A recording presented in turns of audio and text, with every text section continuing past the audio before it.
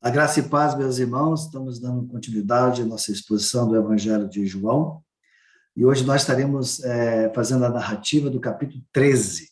E eu vou destacar primeiramente os versículos de 1 a 18 de Isaías, capítulo 13. Vamos abrir a nossa palavra, a palavra do Senhor, Isaías, capítulo 13, dos versos 1 a 19. E estaremos trazendo a palavra do Senhor para os nossos corações. Sejam todos bem-vindos à nossa aula de Evangelho de João, capítulo 13. Então, dos versos de 1 a 19, assim diz a palavra do Senhor. Ora, antes da festa da Páscoa, sabendo Jesus que era chegada a sua hora de passar deste mundo para o Pai, tendo amado os seus que estavam no mundo, amou-os até o fim.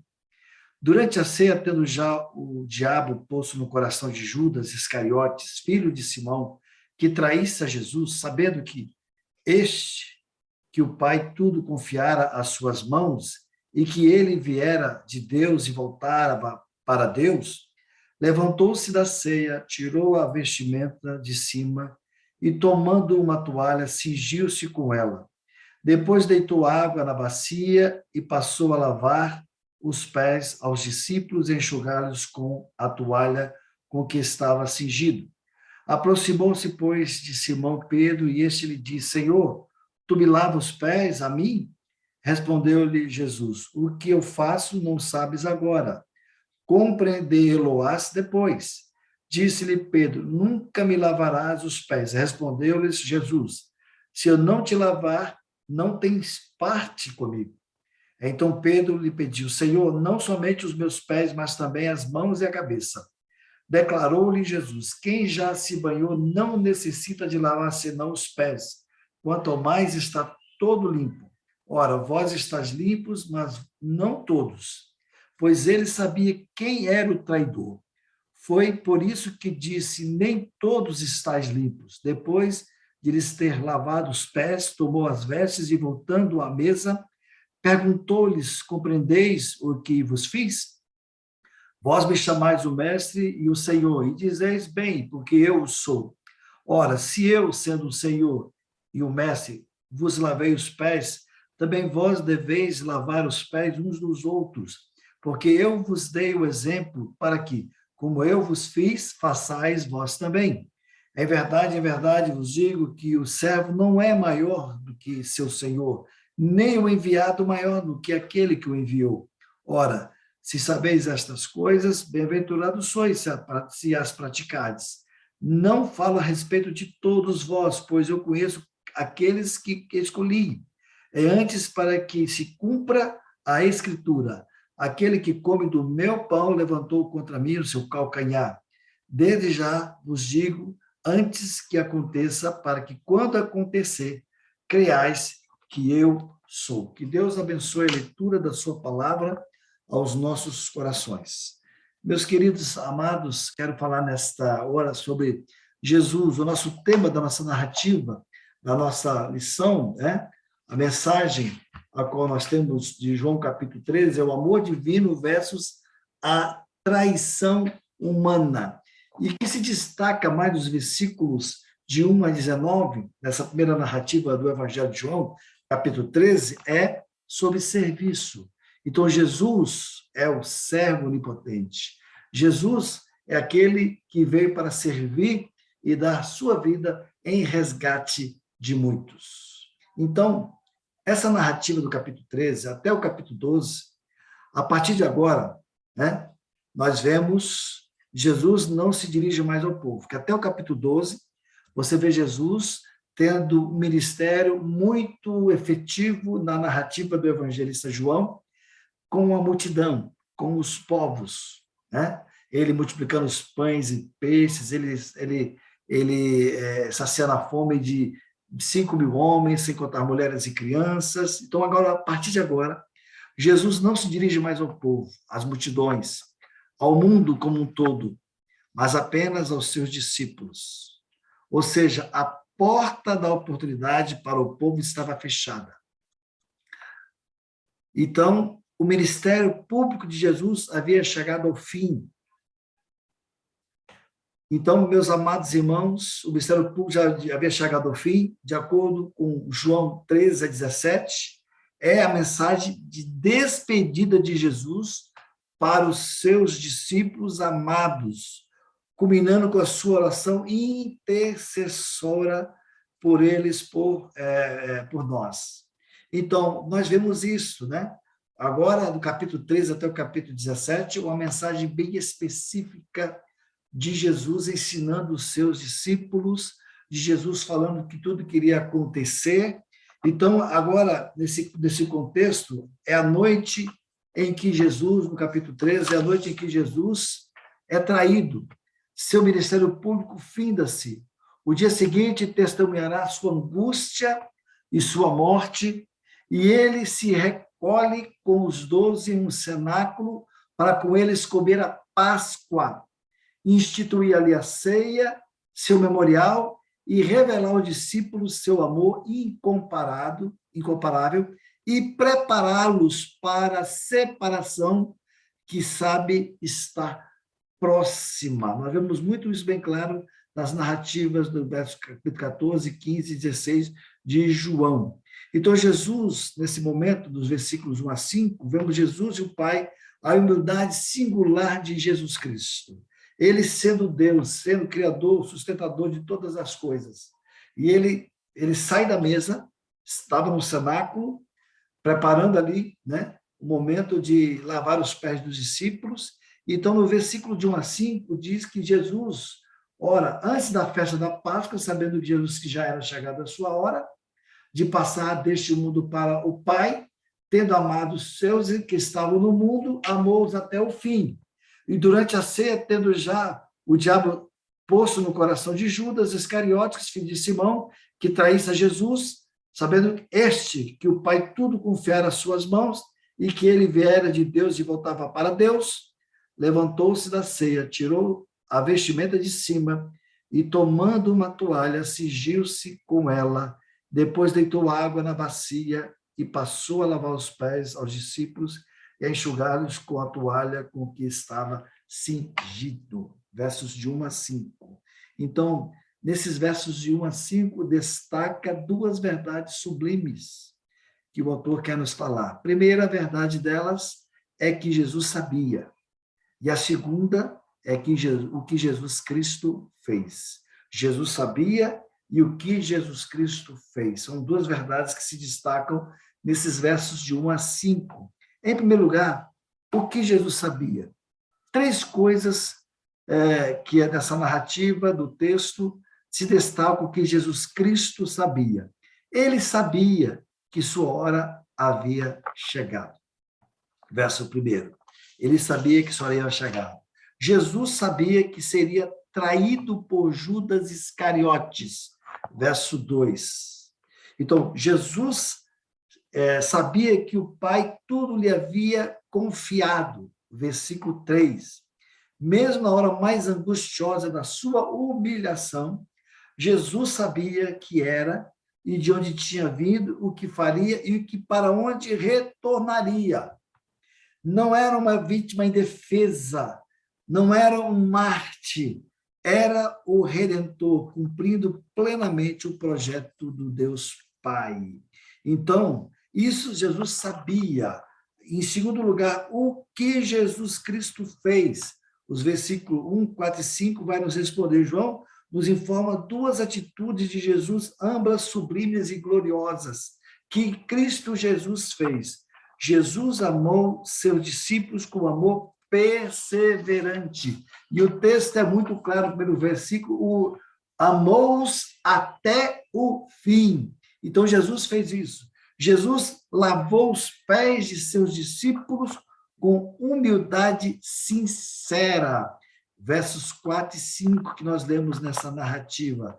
Com este gesto, Jesus nos ensina que privilégios não implicam orgulho, mas humildade. Então, implicam amor. Jesus sabia quem era, sabia de onde tinha vindo e para onde estava indo. O que ele sabia determinou o que ele fez por nós.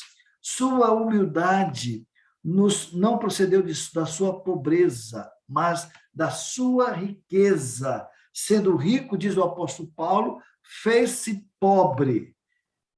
Sendo rei, fez-se servo.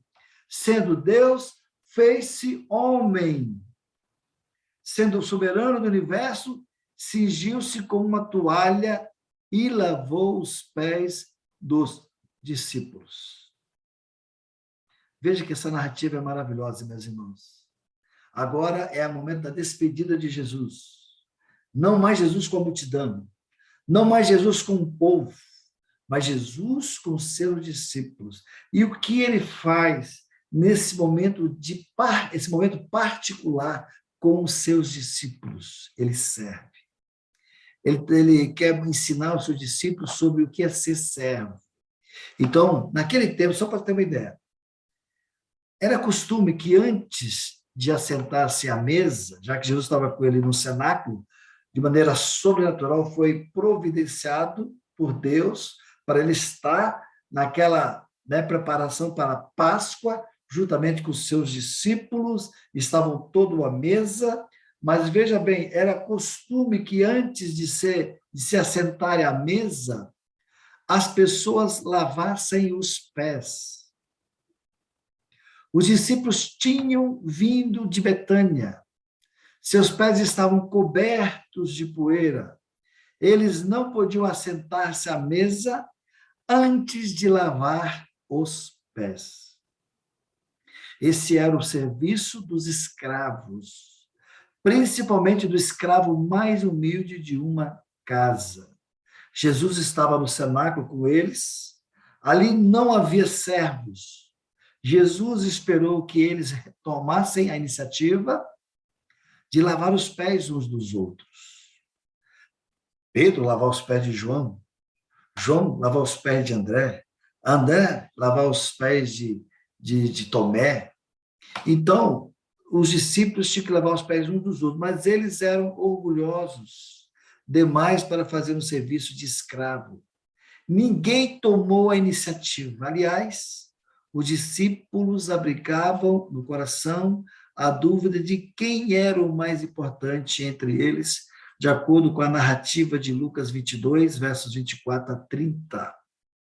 Foi nesse período, já que eles estavam vendo que eles seriam, eles estariam participando do reinado de Cristo, e estavam no seu coração, quem é o maior? Foi por isso que Jesus, sabendo o que estava nos corações deles, quem seria o maior entre eles? Foi o motivo de Jesus levá-los para o cenáculo e lavar-lhes os seus pés, para trazer uma excelente oportunidade de ensinamento. E é interessante que o vaso de água, a bacia, a toalha avental, dispostos ali à vista de todos, os discípulos os acusavam. Esses utensílios constituíam uma acusação silenciosa contra aqueles homens. Mesmo assim, ninguém se mexia.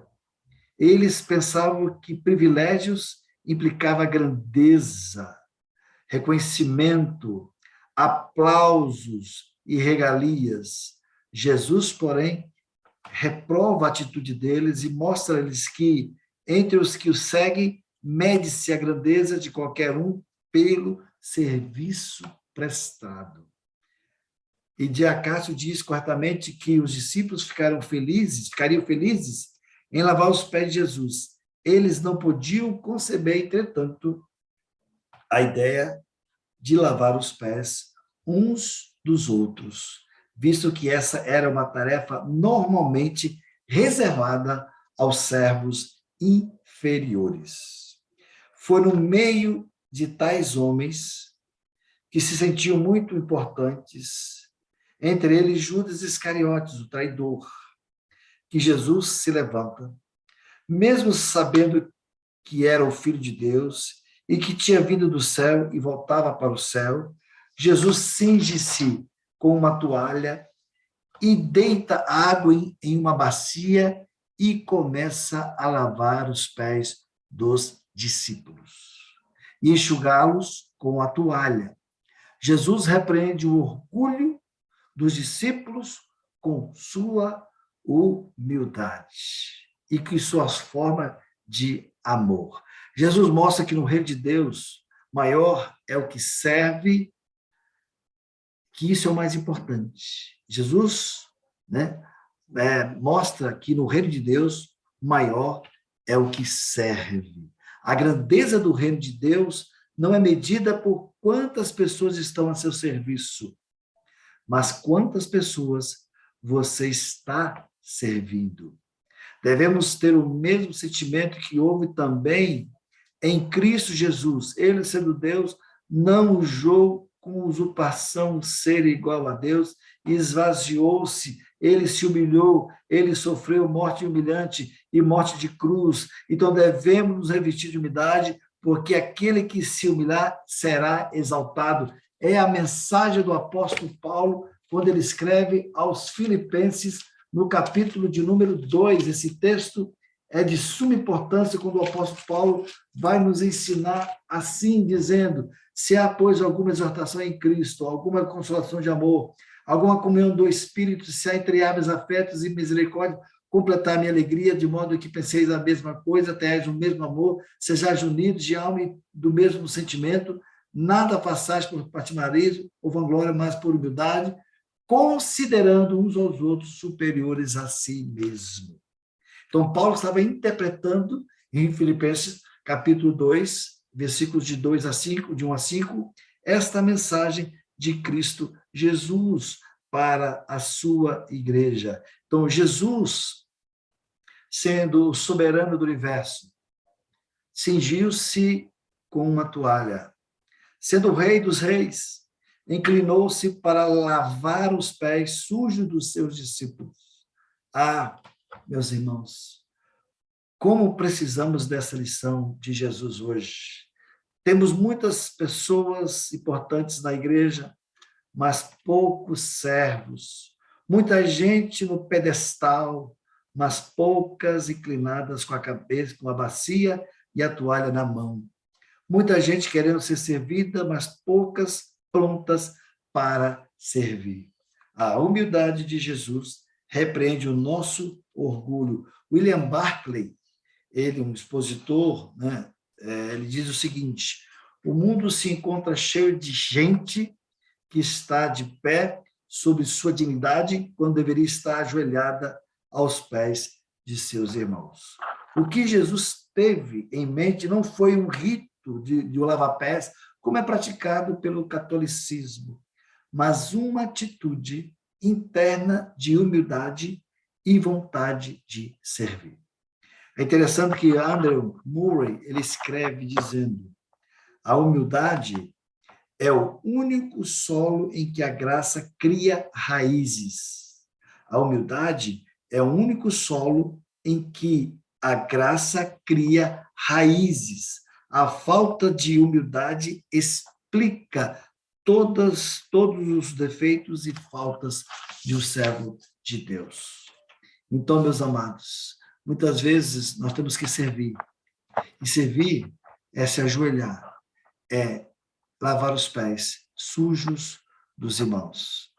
E é interessante que nessa narrativa, nos versículos 6 a 11, vemos ali falar sobre a eficácia da nossa salvação em Cristo e a santificação diária que nós devemos ter em Cristo Jesus. Quando Jesus se aproximou de Pedro, verso 6 diz: aproximando-se, pois, de Simão Pedro, e esse lhe disse: Senhor, tu me lavas os pés a mim? Respondeu-lhe Jesus: o que eu faço não sabes agora, compreenderás depois.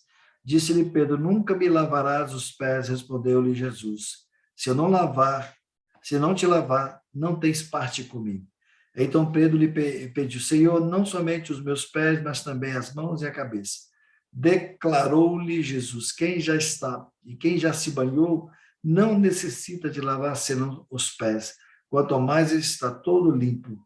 Ora, vós estáis limpos, mas nem todos, pois ele sabia quem era o traidor. Por isso que disse: nem todos estáis limpos. Então, vemos aqui, a respeito do diálogo de Jesus com Pedro, que estabeleceu entre Jesus e Pedro, durante o lava-pés, destacamos aqui 3 pontos. Primeiro, em primeiro lugar, a perplexidade do apóstolo Pedro. Ele não estava entendendo, não estava compreendendo. Então, ele ficou perplexo, verso 6. Em segundo lugar, a incompreensão de Pedro. Jesus responde a Pedro que sua ação só seria compreendida por ele mais tarde. Pedro não estava, nesse momento, alcançando o significado espiritual dos gestos de Jesus. Via apenas um ato físico, um serviço incompatível com a grandeza do seu mestre. Pedro precisava entender o que era ser lavado por Cristo. Jesus não estava falando sobre uma lavagem física, mas estava falando sobre uma lavagem espiritual. Quem não for lavado, purificado, justificado e santificado por Cristo, não tem parte com ele, como diz a primeira carta do apóstolo Paulo, capítulo 6, versículo 11. Cristo precisa lavar-nos para reinarmos com ele em sua glória. Hendricks, ele diz que o significado dessa passagem é simples, porém muito profundo. Pedro, a menos que só por meio da minha obra completa de humilhação, da qual essa lavagem de pés é apenas parte em eu limpar de seus pecados. Você não participará comigo dos frutos do meu mérito redentor. Então, meus amados, e vemos aqui a incompreensão de Pedro. Senhor, não somente os pés, mas também minha cabeça e as mãos. Não, você já está limpo, mas nem todos. Então, ele está dizendo que nós que somos crentes, já fomos lavados, purificados. Já temos a obra completa de Cristo. Mas, muitas vezes, nós sujamos os nossos pés. E aí nós precisamos ser lavados, purificados. Precisamos confessar os nossos pecados diante do Senhor. Então, aí vemos aqui a explicação do que é realmente a salvação e o que ele precisava ter era uma santificação. E vemos aqui a súplica do apóstolo Pedro. Pedro pula de um extremo para outro, então essa era a sua característica, da sua personalidade. Pedro não quer apenas que seus pés sejam lavados, mas pede um banho completo. Jesus responde que isso não era necessário. O banho, símbolo da salvação, já havia acontecido. Pedro precisava agora de purificação, que é símbolo da santificação. Necessitava entender que, uma vez salvo, salvo para sempre. Quem já se banhou não precisa lavar senão os pés.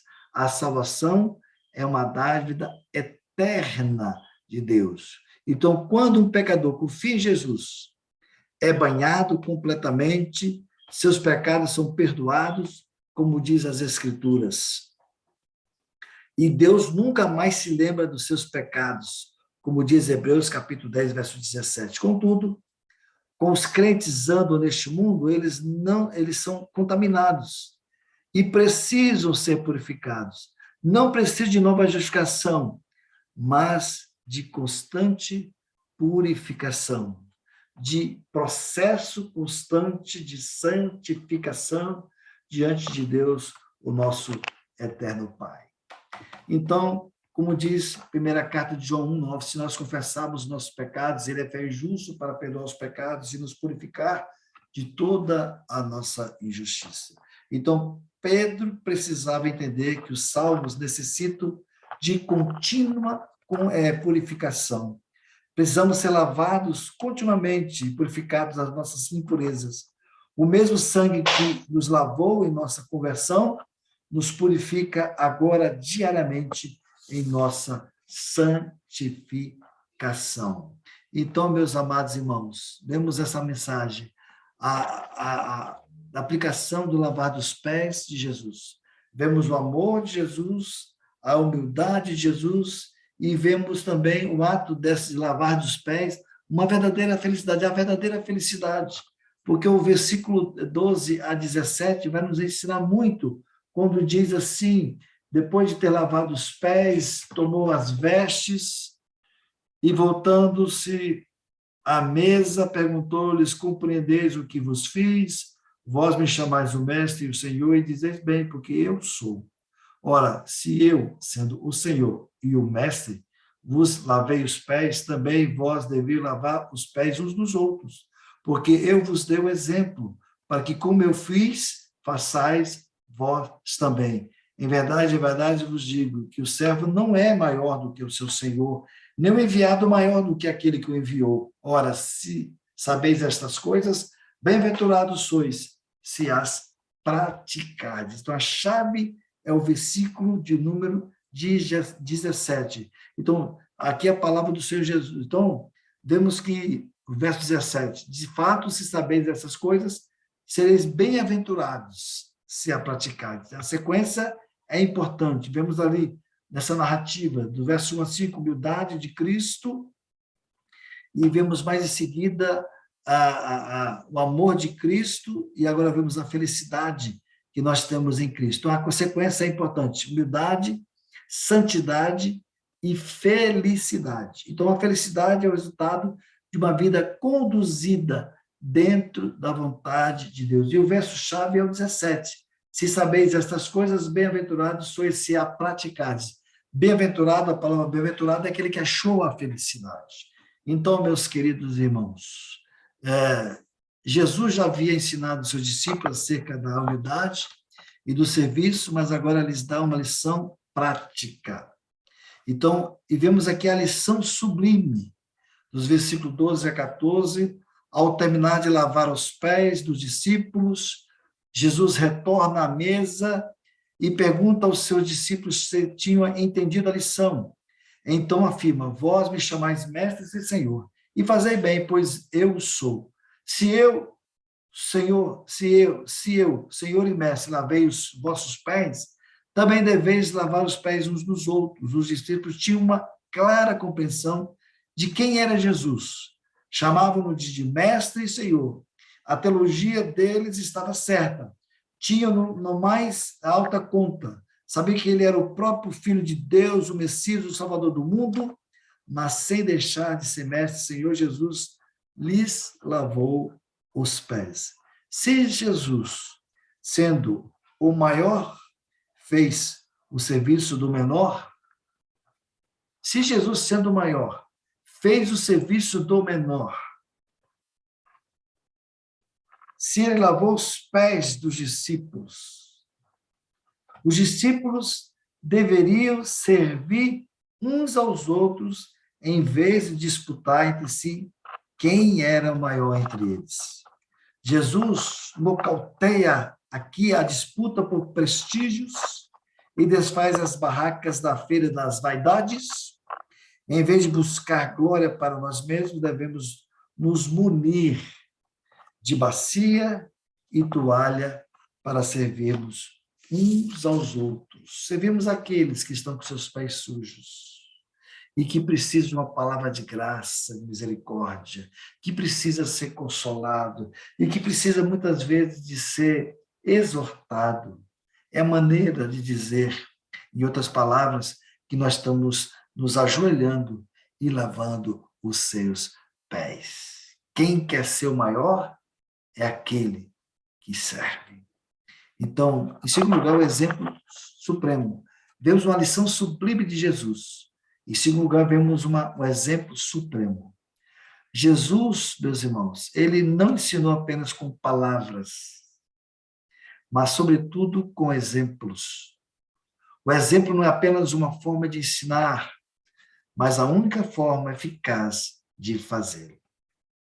Se o servo não é maior do que o seu senhor, e se o Senhor serve, então os servos não têm desculpa para não servirem uns aos outros. A maior compreensão de uma mensagem, de uma teologia, é a prática, é o exemplo. Então, meus amados, o exemplo não é apenas uma forma de ensinar, mas a única forma eficaz de fazê-lo. E vemos o resultado maravilhoso, extraordinário em servir uns aos outros, em lavar o pé uns dos outros, lavar os pés uns dos outros. Versículo 17. Bem-aventurados sois se a praticardes, diz o verso 17. A vida cristã, meus queridos irmãos, não se limita ao conhecimento da verdade O conhecimento precisa desembocar na obediência. A felicidade não está apenas em saber, mas, sobretudo, no praticar o que se sabe, pois o ser humano não é aquilo que ele sabe, nem o que ele sente, mas o que ele faz. Jesus define a felicidade, de acordo com o verso 17, bem-aventurado aqui, significa muitos felizes. Mas quem é feliz? É aquele que serve, e serve aos mais fracos de maneira mais humilde. Feliz é aquele que não apenas chama Jesus de Mestre Senhor, mas que também imita Jesus, servindo ao próximo. Então, a grandeza do reino, meus irmãos, a grandeza no reino de Deus não é medida por quantas pessoas nos servem, mas quantas pessoas nós servimos. A felicidade não é um fim em si mesma, mas um subproduto de uma vida que vivemos dentro da vontade de Deus. O mundo pensa que a felicidade é o resultado de outros nos servirem, mas a real felicidade é servirmos a outros em nome de Jesus. O mundo pergunta, quantas pessoas servem a você? Mas Jesus está nos perguntando, Jesus pergunta, a quantas pessoas você está servindo? No reino de Deus, o maior é o servo de todos. Esta é a narrativa que nós vemos no Evangelho de João, do versículos de 1 até o versículo 18. Mas nós vemos que a narrativa continua, e a narrativa vai nos falar sobre a predição da traição a Deus. Os versículos de número 18 a 30 vai dizer, meus amados, sobre a traição que aconteceu. Em verdade, verso 20, vos digo, quem recebe aquele que o enviar, a mim me recebe, e quem me recebe, recebe aquele que me enviou. Ditas essas coisas, angustiou-se Jesus em espírito e afirmou, em verdade vos digo, que um dentre vós me trairá. Então os discípulos olharam uns para os outros, sem saber a quem ele se referia. Ora, ali estava conchegado a Jesus um dos seus discípulos, aquele a quem ele amava. E a esse fez Pedro sinal, dizendo-lhe, pergunta a quem ele se refere. Então, aquele discípulo, reclinando-se sobre o peito de Jesus, perguntou-lhe, quem é, Senhor? Respondeu Jesus, é aquele a quem eu der o pedaço de pão molhado. Tomou, pois, um pedaço de pão e, tendo molhado, deu a Judas, filho de Simão Iscariotes. E, após o bocado, imediatamente entrou nele Satanás. Então disse Jesus, o que pretendes fazer, faze-o depressa. Nenhum, porém, do que estava à mesa percebeu a fim de que ele dissera isto, pois como Judas era quem trazia a bolsa, pensaram alguns que Jesus lhe dissera, compra o que precisamos para a festa, ou lhe ordenara que desse alguma coisa aos pobres. Ele, tendo recebido o bocado, saiu logo e era noite. Então, meus amados, vemos a predição da traição de Deus. Então, a predição da traição de Judas Iscariote revela estágios da queda de um homem. Já que vimos anteriormente sobre o ensino, da humildade que nós acabamos de ver, nesses versos vemos 3 estados que encaminham o homem à queda. Conhecer a Bíblia e não praticar. Ele teve o privilégio, Judas teve o privilégio dos ensinamentos de Cristo, de perceber tantas coisas maravilhosas que Jesus Cristo operou e fez, mas mesmo assim ele não praticou. A conexão do verso 17 é necessária para a compreensão do texto. Jesus tinha acabado de ordenar que os discípulos o imitassem e obedecessem a ele. No verso 18, vemos que Cristo informou haver alguém que não estava interessado naquela ordem. Ele conhecia bem os 12 e que ele escolhera. Podia ler os corações deles e distinguir o homem que estava cultivando o pensamento de traição. E vemos ali, o propósito de Cristo era produzir a prática da fé no eu sou em Cristo Jesus. Então, nesse sentido, os discípulos deveriam estar preparados para reconhecer melhor quem era o mestre deles. E vemos ali nessa narrativa, dos versículos 18 diante, que Judas não estava praticando o que ele estava ouvindo. E ele não reconheceu o amor de Cristo. Vemos isso. Então, os discípulos ainda não tinham entendido a gravidade do ensino de Jesus. Então, vemos que tudo isso aconteceu. Então, vemos ali, Deus revela quem era o traidor, e eles, quem é, Senhor? Sou eu. Aí Deus mostra para ele quem era o traidor, que não estava vivendo tudo aquilo que Jesus havia ensinado, principalmente nesse último momento, que era o momento mais específico de Jesus, com os seus discípulos, e ele não estava aprendendo nada. E vemos ali que ele não reconhece o amor de Cristo, e versos 27 a 30, vemos que isso era irredutível ao erro. Não havendo mais possibilidade de retorno, Jesus disse a Judas que fosse logo executar sua traição. Verso 27 diz: após o bocado, imediatamente entrou nele Satanás. Então disse Jesus: o que pretende fazer, faze-o depressa. Interessante, né? Note que a partir desse ponto, as ações de Judas estão sob o domínio agora de Satanás. Foi um ato incompreendido pelos demais discípulos, já que todos não perceberam que ele havia saído. Judas não voltou atrás, sua queda era inevitável àquela altura. Judas estava totalmente irredutível ao erro. O pecado o cegou completamente, como diz os versículos 27 até o verso 30. E aí vem a predição da negação do divino. No versículo 31 vai dizer assim: quando ele saiu, disse Jesus: agora foi glorificado o Filho do Homem, e Deus foi glorificado nele. Se Deus foi glorificado nele, também Deus o glorificará nele mesmo, e glorificá-lo-á imediatamente. Filhinhos, ainda por um pouco estou convosco. Buscar-me-eis, e o que eu disse aos judeus também, agora eu vos digo a vós outros: para onde eu vou, vós não podeis ir. Novo mandamento vos dou, que vos ameis uns aos outros, assim como eu vos amei, que também vos ameis uns aos outros. Nisso conhecerão todos que sois meus discípulos, se tiverdes amor uns aos outros. Perguntou-lhe Simão Pedro: Senhor, para onde vais? Respondeu Jesus: para onde eu vou, não podeis seguir agora, mais tarde, porém, me seguirás. Replicou-lhe Pedro: Senhor, por que não posso seguir-te agora? Porque te darei a minha própria vida.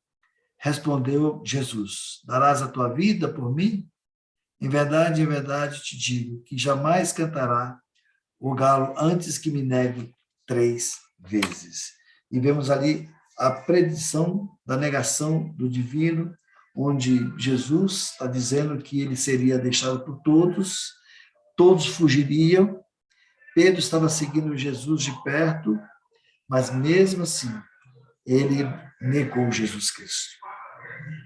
E ele chorou amargamente. Mas o Senhor o restabeleceu, o Senhor o abençoou ricamente a sua vida.